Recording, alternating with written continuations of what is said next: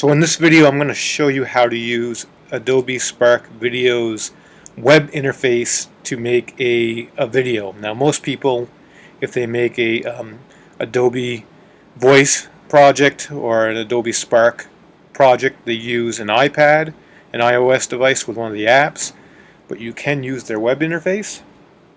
So for example, right now you can see I'm at spark.adobe.com. And right from that site I can go ahead and access the same tools I can from their apps. So I'm going to start by logging in. You can create a free account. I'm just going to go ahead and log in with my Google account and approve offline access. So once I do that, you can see I have a couple of projects under my projects I already have started. I'm going to go over here and click on the plus to start a new project. Now from here you can do the same thing you can with the apps. There's an app for post, for page, and for video. I'm going to focus just on the video portion for now. Hopefully in the future I can show you a little more about Adobe Page and Adobe Post. There's lots of cool things you can do there as well. So I'm going to go over here to video and click on plus and wait a second. So with the app, it always asks that you start with a title. Same thing here. Since this is just a test project, that's what I'm going to call it. And then it gives you these different themes. You can see when I click through the arrows, it gives you different options for the themes for how the pages are laid out. For this one, I'm going to just select make up my own. I could also click on start from scratch, just so you can kind of see the total customization options. Here's a little tutorial video. Absolutely watch it if you've never used Adobe Spark Video before. Or you could click off don't show this tutorial again and click on OK, I'm ready, or close out. So here's the basic layout. Over here at the top is a toggle where you can go between your themes, your music, and your layout. There's tools here, including options for single pages, and I'll go through all these with you. So the first thing I'm going to do is I'm going to look at the themes. You can see if I hover over the themes, it will show me what they're going to look like for the individual pages. There's quite a few of them. I'm not sure if there's more or less in the web interface versus the app, but there's plenty for people to get started. I will just select this spotlight one, and that's going to change the theme for all of my pages from now on. So other than themes, I'm going to hop over here to layout. Layout shows me how the individual page is laid out. In this case it's set as one thing. You could also say I can do thing in the caption or two things side by side. In this case I'm going to keep it one thing. If I click on the plus, I can decide what I want that one thing to be. So I have options that are video, which is a newer update as of the end of 2016. You can now add video to it. I can do photos, icons, or text. So for this one I'm going to click on text. And I'll just add in the very generic title to my first slide. And then I'm going to go down here to the bottom and click on plus. That will give me my next slide. Now let's say for this one I want two things. So I'm on my layout, two things. For this one I'm going to add an icon. When I click on icon, it asks me to search. So I will just look for a tree.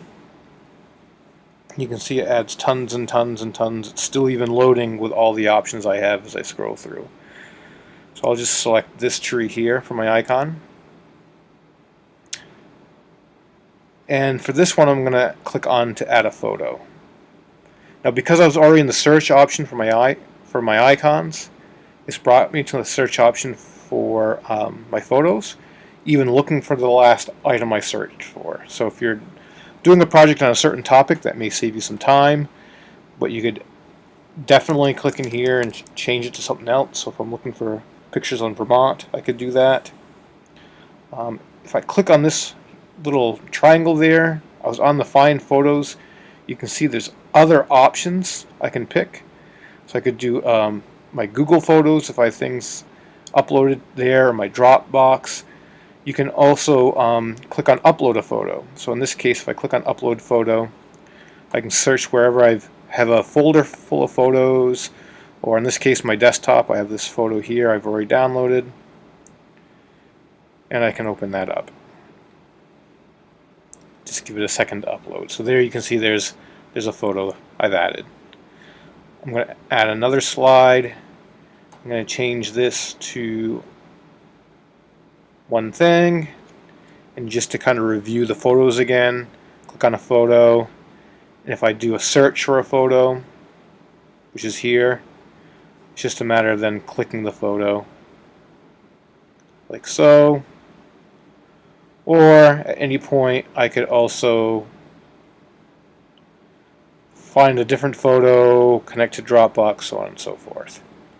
So the last thing I'm going to show you, and I'll go to full screen for this one, is I'm going to add in, I'll add it here to the background, a video.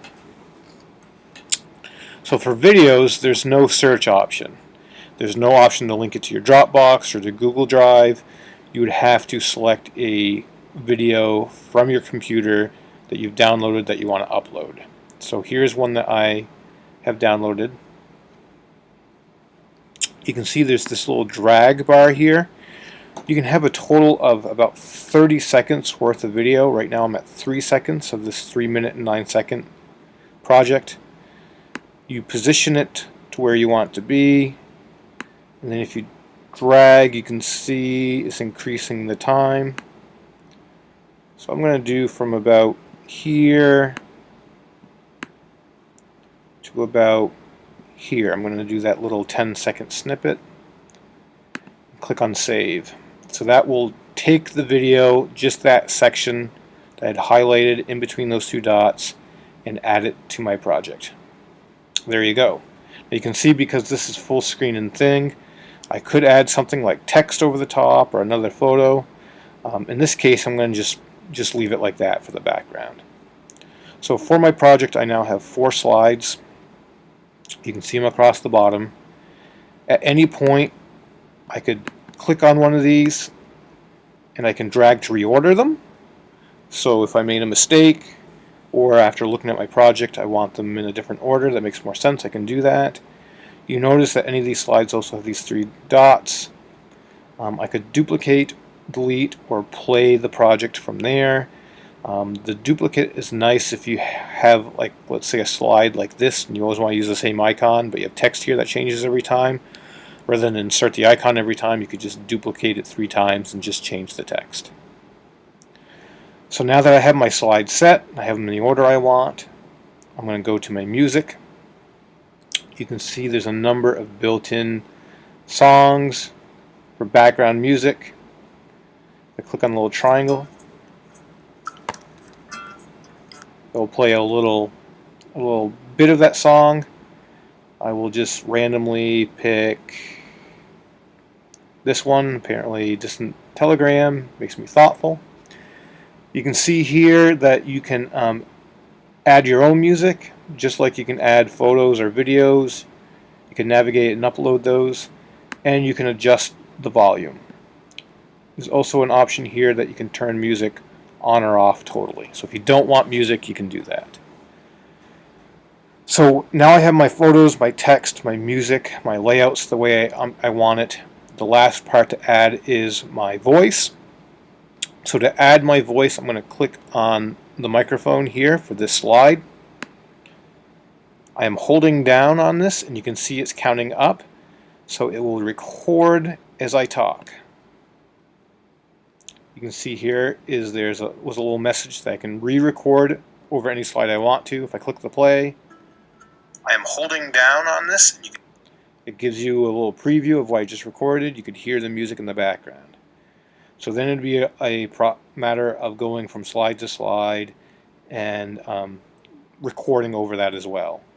Now, one thing you may want to think about if you add in video, if you also add in voiceover and music, and the video itself has music or sound to it, like this one, things may get a little muddy. So that's just something to keep in mind. Once my project is done, I can click here to play the entire thing.